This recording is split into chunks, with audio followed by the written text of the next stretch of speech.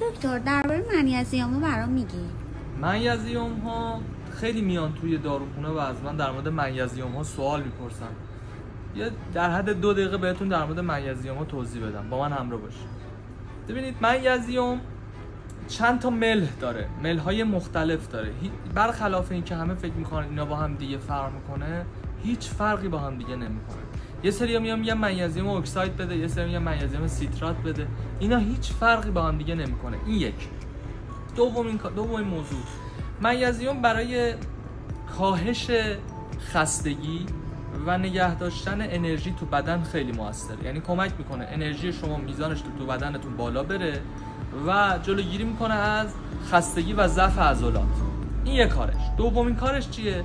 دومین کاری که معمولا انجام میده به واسطه B6 که معمولا داخلش داره، خب کمک میکنه که شما دیگه پات یا رگ به رگ نشه، یا حالا کمر یا پا یا دست فرق نمیکنه، رگ به رگ نشه، ضعف عضلانی نداشته باشی و خیلی هم کمک میکنه به این که کاهش، حالا یه مقدار تو کاهش التهابات تو مثلا مفاصل و اینا کمک کننده است منیزیم.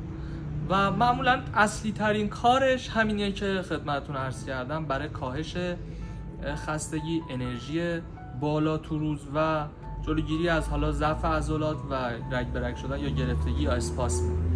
بعد عرض به خدمت شما چند تا هم مدل داره. منیزیم یه مدل قرص داره، یه مدل جوشان داره و یه مدل هم پودر داره.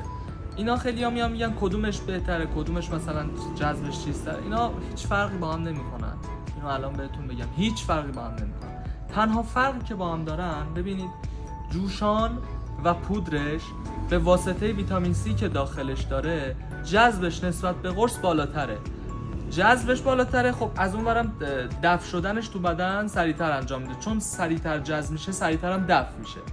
ولی قرص اینجوری نیست. قرص چون یه مقدار دیرتر جذب میشه، به خاطر همینم دیرتر تو بدن دفع میشه.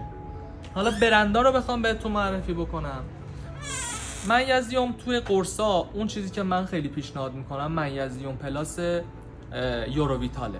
منیزیم پلاس یوروویتال علاوه بر اینکه داخلش منیزیم و B6 داره، داخلش آیزن یعنی آهن هم داخلش داره که خیلی کمک کننده است. 300 میلی گرم منیزیم داره، 14 میلی گرم به فکر میکنم B6 داشته باشه و 1.4 میلی گرم هم آهن داخلش داره. دومیشم این البته این قرص بود بهتون گفتم، پودرش هم این پودر و این جوشان. ببینید این دوتا گفتم عرض کردم خدمتتون به واسطه ویتامین C که داخلشون دارن، جذبشون سریعتر انجام میشه.